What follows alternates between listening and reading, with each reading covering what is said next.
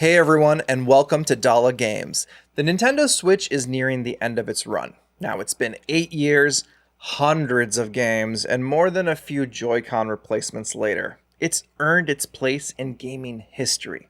But instead of talking about sales charts or hardware revisions, I want to do something more personal. I'm picking my number one Switch exclusive from every single year since 2017. Not necessarily the best game, but my favorite. The one that defined that year on the Switch for me. And spoiler and warnings, I guess, this video may make me out to be a huge Xenoblade fan, and that's probably right. So let's get into it. Let's be honest, if you're a Xenoblade fan, Xenoblade Chronicles 2 isn't just a game. It's a rite of passage. And in 2017, when the Switch was still riding the Breath of the Wild high, this was the game that reminded me why I fell in love with Monolith Soft's work in the first place. Sure, the menus looked like the UI designer lost a bet, the tutorials explained everything and nothing at the same time, and yes, the tone could shift wildly from tragic to absurd within the span of a single side quest, but Xenoblade 2 had the signature blend of world building, emotional storytelling, and larger-than-life characters that hooked me from the very first cutscene. It wears its heart and its anime influences on its sleeves, and it's not afraid to be both ridiculously dramatic and deeply sincere. The world of Allrest feels alive in that classic Xenoblade way. Traversing the backs of colossal titans, watching the cloud sea shift with the time of day, it gives you that feeling of standing somewhere you weren't supposed to reach, soaking in a view you've earned. The verticality, the sense of scale, the layered environmental storytelling, it's all there. And when the music kicks in with Yasunori Mitsuda and the music team at Monolith Soft delivering some of the best tracks in the series, everything just clicks. Few games have made me stop dead in my tracks just to listen. Combat-wise, once you've pushed past the early learning curve and if you've played the first game, you know that part of the deal. You get this rhythm-based system that rewards timing, synergy, and long-term party strategy. Driver combos, blade combos, fusion combos, chain attacks. The game doesn't just want you to press buttons, it wants you to understand how everything interacts, how to maximize damage while managing aggro and positioning. It's a combat system that never stops evolving, even 60 hours in. But what really sets Xenoblade Chronicles 2 apart is its cast. For all the memes and the over-the-top designs, there's genuine heart there. The core party grows in meaningful ways, and every blade has its own little narrative thread to follow. Even the most ridiculous characters are treated with a level of care and depth that's rare in modern JRPGs. And as a longtime fan, seeing how the game connects to the larger Xenoblade universe only makes it more special. In a way, Xenoblade Chronicles 2 felt like Monolith Soft going all in on their identity. It's the kind of game that doesn't apologize for its ambition, and while it might not have the instant polish of some of the other Switch launches, it became one of the most defining JRPGs of its generation. For me, it was more than just a favorite exclusive of 2017, it was the reason I knew the Switch was going to be something truly special. If 2017 was about discovering what the Switch could do, then 2018 was about cementing its legacy. And nothing did that more explosively than Super Smash Bros. Ultimate. This wasn't just a sequel, it was a full-blown, no-holds-barred celebration of video game history, packaged as a party fighter with the chaotic energy of a Saturday morning cartoon and the depth of a competitive meta that could swallow your whole life. And yes, the tagline didn't lie. Everyone was here. When Nintendo said it, it sounded like marketing. But when you saw it on the screen, you had Solid Snake, Cloud, Ryu, Bayonetta, all just standing next to Duck Hunt and Pikachu. You realized it was something more. This was a love letter to decades of gaming. A crossover event that made Avengers Endgame look modest by comparison. If a character had ever mattered to gaming, Sakurai probably had them on a spreadsheet somewhere, figuring out how to make their moveset feel authentic. What struck me most though was how many ways there were to play. You could spend hundreds of hours online learning frame data like it's your day job, or never touch competitive play at all. Maybe you just wanted to unlock characters, play classic mode with every fighter, and maybe you were knee-deep in the World of Light campaign, collecting spirits and wondering why Shulk with a Celebi assist suddenly became your main. Or maybe you were like me, running chaotic 4-player matches with items on full blast and pretending it wasn't personal when you spiked someone off the stage with Ganondorf. No matter how you played it, it felt like the game was meeting you halfway, and that's rare. Ultimate respected the hardcore, welcomed the casual, and somehow made room for every kind of player in between. It ran like magic on Switch hardware, with over 100 stages, nearly 1,000 tracks of music, and a UI that somehow held it all together. Every unlock felt like a reunion. Every final smash a little power fantasy. It didn't just define 2018, it set a bar that few games, fighting or otherwise, have come close to reaching since.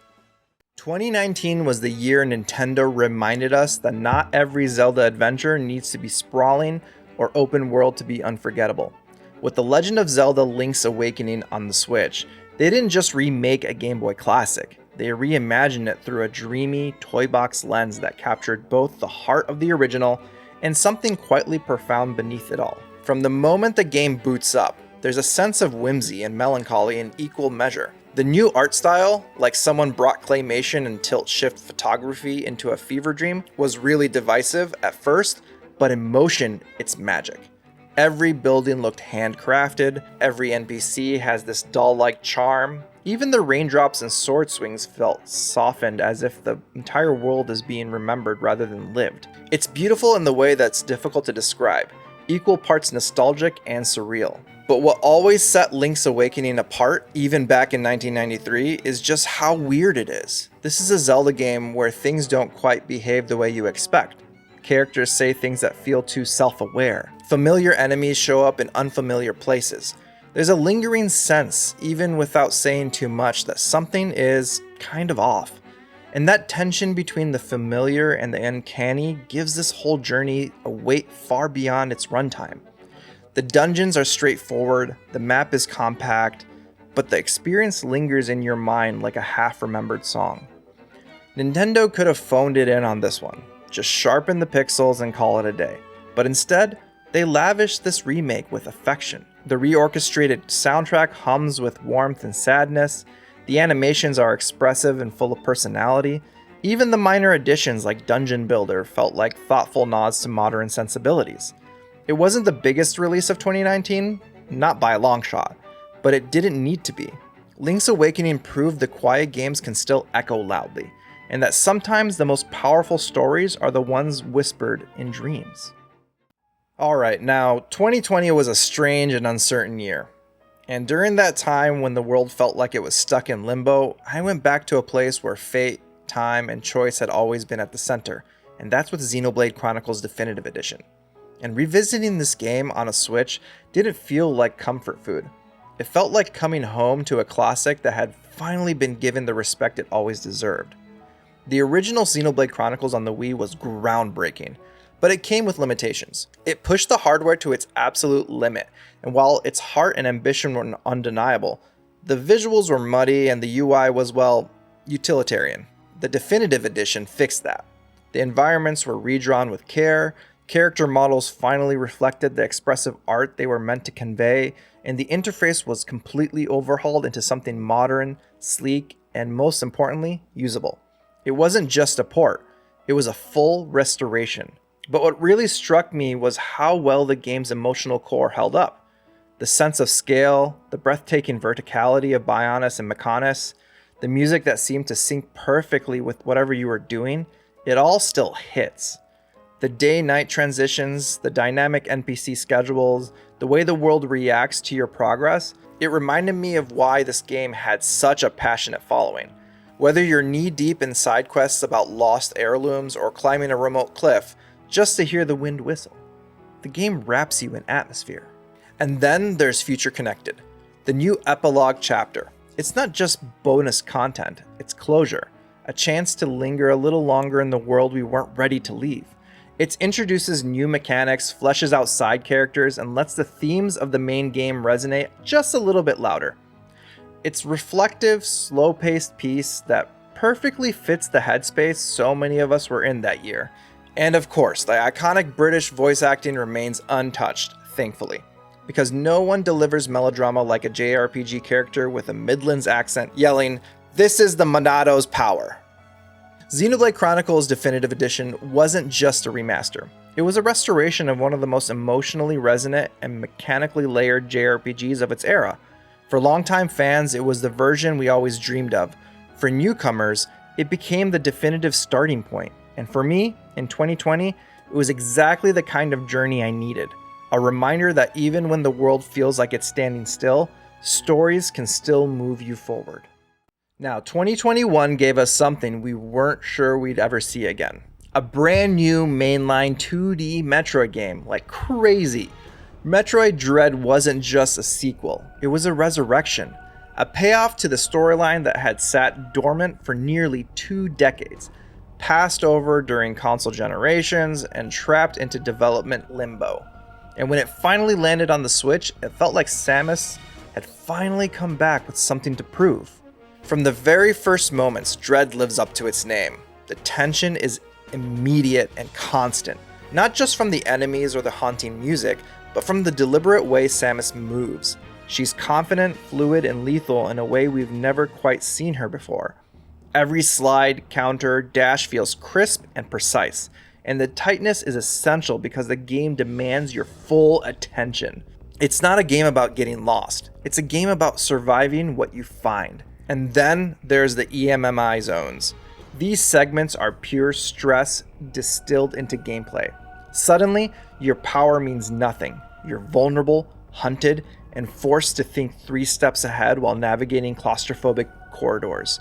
The fact that these robots feel so unstoppable and that there's a specific terrifying audio cue when one locks onto you adds a whole new layer of intensity to the classic Metroidvania formula. It's survival horror reinterpreted through movement and rhythm. But beyond the mechanical polish, Metroid Dread reminds you what makes Samus such a powerful character. Not just because she's strong, but because she's alone. Always alone.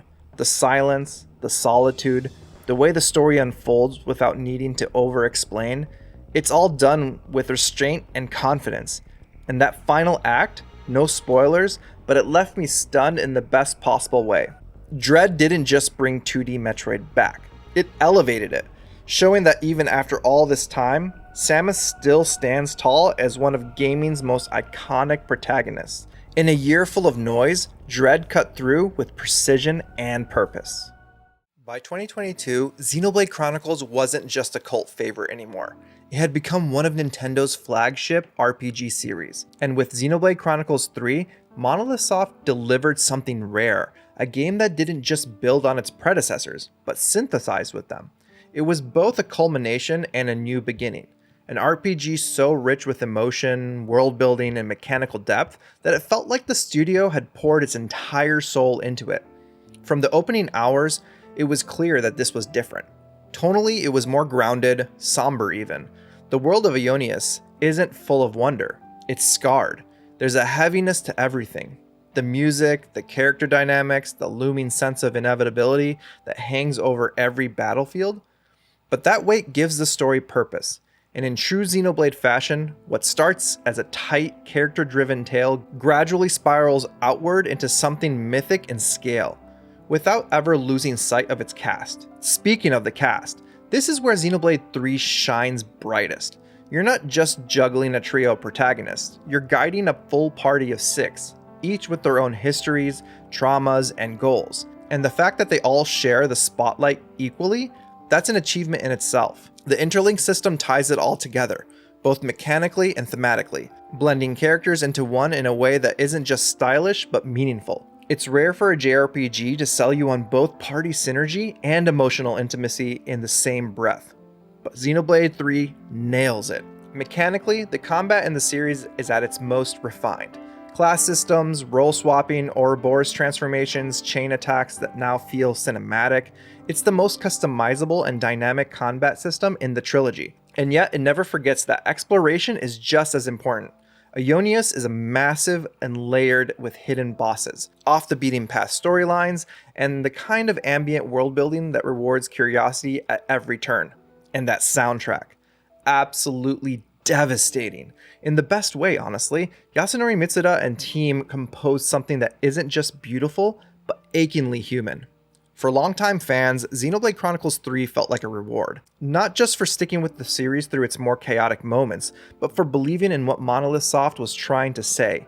It's a game about cycles, of violence, of grief, of memory, and the people brave enough to break them. And even though it was my favorite game of 2022, it felt like so much more than just a game of the year. It felt like a farewell letter, or maybe a bridge to something new. By 2023, Fire Emblem had firmly re-established itself as one of Nintendo's crown jewels. After the character-driven drama of Three Houses, expectations for the next entry were sky high, and Fire Emblem Engage took a bold, unexpected turn. It leaned away from the social simulation and into something brighter, louder, and unapologetically more video game. And honestly, it ruled. Right away, Engage makes a statement. Vibrant cel-shaded art, flashy combat animations, and a protagonist with hair so aggressively dual-colored, it might as well have been a fourth house. But beneath the candy-coated aesthetic was one of the tightest, most refined grid-based systems the series has ever delivered. Engage is the most tactically focused Fire Emblem in years, and it wears that proudly. It wants you to think, to optimize, to pull off those satisfying combos between positioning, skills, and you guessed it, engage attacks. The emblem ring system isn't just a gimmick, it's the heart of the entire experience. Pairing your units with legendary heroes from the series past adds an incredible amount of depth and customization, and for longtime fans, it's a heartfelt nod to the franchise's legacy. Marth, Ike, Lynn, they aren't just nostalgia plays, they bring real tactical options and unexpected story layers. Watching new characters bond with the old guard creates this fun little cross-generational moment that reinforces the theme of legacy, how the past continues to shape the present, even in war. And while Engage doesn't aim for the political intrigue or moral ambiguity of Three Houses, it still finds ways to hit emotionally, just in different ways. The cast is big, bold, and incredibly anime, but surprisingly charming as well. It leans into the archetypes and then slowly peels them back. The Somnial hub world might not be as rich as Garreg Mach, but it's cozy, efficient, and it gives you just enough space to breathe between missions without overwhelming you with side content. Everything in Engage feels like it was built around one central idea: make the combat sing, and it absolutely does. In a year full of massive RPGs and long-awaited sequels, Fire Emblem Engage felt like the clearest reminder of what made the series shine in the first place. It's smart, addictive tactics and layered customization, and just enough melodrama to keep you emotionally invested. It doesn't try to be the next Three Houses. It didn't need to.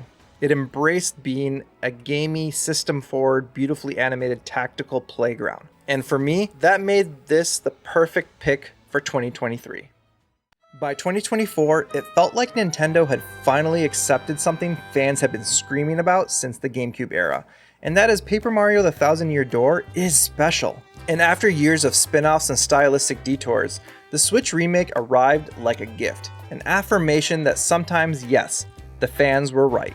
This wasn't just a port, it was a homecoming, and it reminded me exactly why this quirky papercraft RPG left such a lasting mark in the first place. Everything about this remake felt intentional. The upgraded visuals preserved the charm of the original while adding just enough polish to make it feel fresh again. The lighting, the new animations, the enhanced environments, they all enhance the stage-like world without ever losing its diorama heart.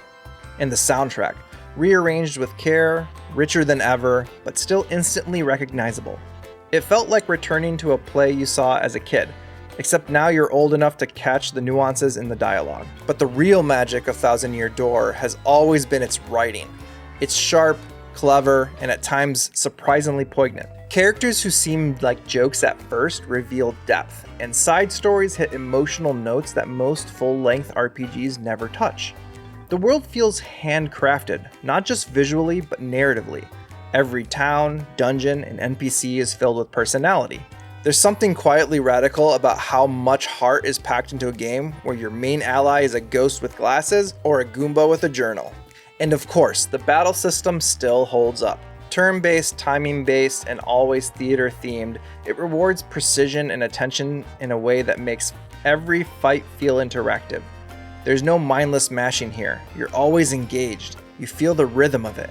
And while mechanics themselves are simple on the surface, they're wrapped in a presentation that makes each encounter feel like part of a greater performance. In the sea of modern games chasing realism, Thousand Year Door dares to be playful. And in doing so, it feels timeless. This wasn't just my favorite exclusive of 2024, it was a reminder of why preservation matters, why remakes can be more than cash-ins, and why some games stick with us not because they were the biggest or the flashiest, but because they made us feel something unique. Paper Mario: The Thousand Year Door didn't just return, it stood tall again as one of Nintendo's greatest RPGs. Despite the year not being over, I'm going to take liberties since the Switch 2 is releasing this week and call my game of the year for 2025 for the Switch 1 specifically. So it finally happened after nearly a decade trapped on the Wii U. Xenoblade Chronicles X soared onto the Switch, and it felt like a long-lost epic had finally returned home. For fans of the series, this wasn't just a port, it was a rescue mission. A second chance for one of the most daring, divisive, and singular open-world RPGs Nintendo has ever published to be seen, played, and appreciated the way it was meant to be. Where Xenoblade 1 is a story-driven adventure and Xenoblade Chronicles 2 and 3 follow emotional character arcs with thematic cohesion, X is pure world. It throws you into Mira, an alien planet of colossal proportions, and simply says survive, explore, adapt. The scale is staggering. 5 continents, each biome more alien than the last, and the freedom unmatched. No invisible walls, no loading zones between regions, just seamless, overwhelming terrain, and the growing realization that every strange structure on the horizon is something you can reach eventually. What sets X apart even years later is its systems-driven design. It's less about tight narrative beats and more about building a relationship with the world itself. You're managing divisions, customizing loadouts, setting probes across the map to mine resources and uncover secrets. Then, of course, there are the Skells, massive pilotable mechs that transform traversal and combat. Earning your license to pilot one isn't just a milestone, it's a rite of passage. The moment you take off and fly for the first time, Mira doesn't just feel big, it feels infinite. Of course, Xenoblade X has always been a little eccentric.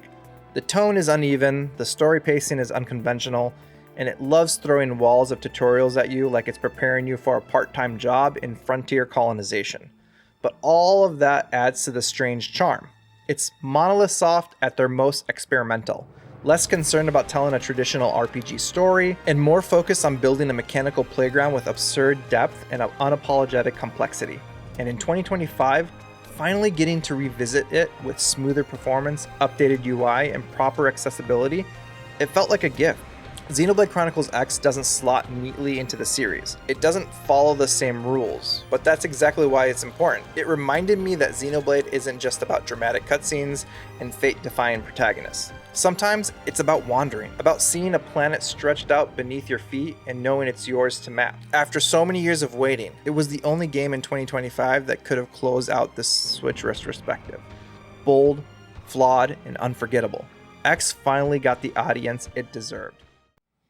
So there you have it, my top Switch exclusives from every year. Some are obvious, some are odd, and some are, well, some involve 80-hour RPGs with deeply specific appeal. But together, they tell a story of a console that took risks, made memories, and never quite did things the way anyone expected. And I wouldn't have it any other way. Oh, and if you didn't notice, Xenoblade was a theme this console generation for me. So what were your favorite exclusives this year? Drop them in the comments, and if you enjoyed this trip down memory lane, give it a like and subscribe, and I'll catch you on the next episode of Dollar Games. Take care, everyone.